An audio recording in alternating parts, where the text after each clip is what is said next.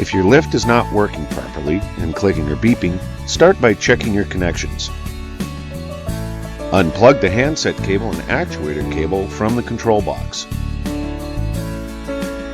Reinsert the cables into the control box using the palm of your hand. These are watertight connections and can be stubborn. Now, try operating your lift.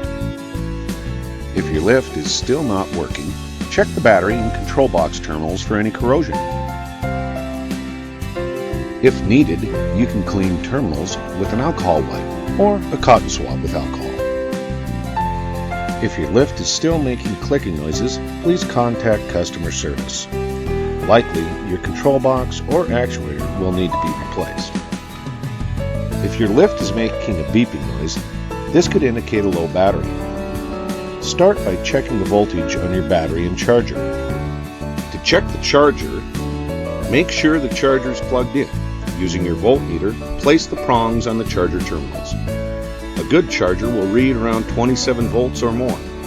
If your charger reads below 27 volts, it needs to be replaced. If your charger has proper voltage and your lift still doesn't work, you'll need to check the battery voltage.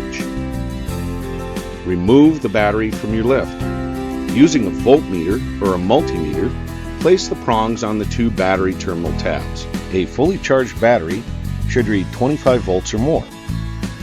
If your battery voltage is less than 25 volts, place the battery on the charger and then check it again after 24 hours. If your battery is still beeping, it may not be holding a charge. Contact customer service to order a replacement.